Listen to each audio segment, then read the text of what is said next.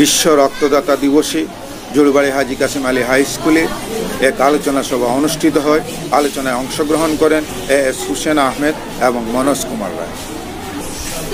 আজ 14ই জুন আমরা জানি বিশ্ব রক্তদাতা দিবস। রক্তদাতা দিবস বলতে আমরা কি বুঝি? যারা রক্ত দান করে। এই দিবসে আমরা মানুষকে, পৃথিবীর মানুষকে, প্রয়োজনীয় মানুষের জন্য রক্ত দান করার জন্য আমরা অনুপ্রাণিত করি এবং যারা রক্ত দান করেছে তাদের প্রতি আমরা সহমর্মিতা এবং সহানুভূতি জ্ঞাপন করি। বিশেষ করে যে বিজ্ঞানী এই রক্তের গ্রুপ শনাক্ত করেছিলেন, ওনার নাম হলো কার্ল ল্যান্ডস্টেইনার। ওনার জন্ম আজকের দিনে। উনি রক্তের গ্রুপ চিহ্নিত করে নোবেল পুরস্কার পেয়েছিলেন। যে রক্ত মানুষের জীবনে সবচেয়ে বড় প্রয়োজনীয় এক উপাদান। রক্তবিহীন আমরা বাঁচতে পারি না। মানুষ, জীব জন্তু যারা প্রত্যেকের শরীরে রক্ত।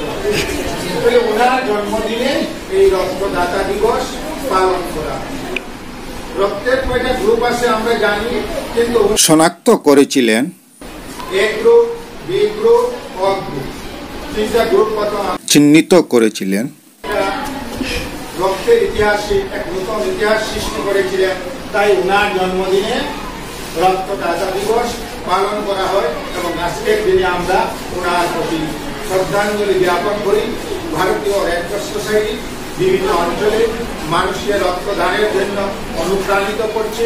আমরাও আমাদের স্কুল জোরবাড়ি হাজী কাসেম আলী হাই স্কুলেও তোমাদেরকে রক্তদান এবং রক্তের প্রয়োজনীয়তা সম্পর্কে আমরা সচেতনতা করি।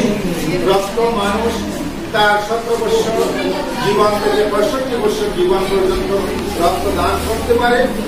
রক্তদান করাটা শরীরের জন্য ভালো।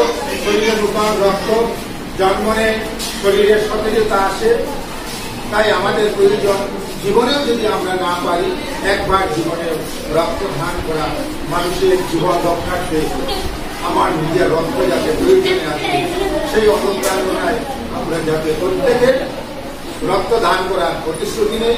এবং যারা রক্তদান করে নিয়েছ, তোমরা রক্তদান করতে যে কোনো ভয়ের কথা নেই, সেই কথাটা অন্যদের কাছে প্রচার করবে এবং অন্যদেরকে রক্তদানে উৎসাহিত করবে। নিশ্চয়ই তোমরা আজকের দিবসে প্রয়োজনীয়তা এবং গুরুত্ব উপলব্ধি করতে পেরেছ।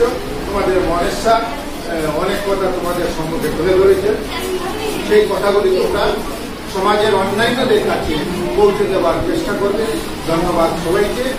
এবং ভারতীয় red cross society Parimal Saha এই কর্ম প্রচেষ্টায় আমরা আমাদেরকে সামিল করতে পেরে আমরা আমাদেরকে ধন্য মনে করছি।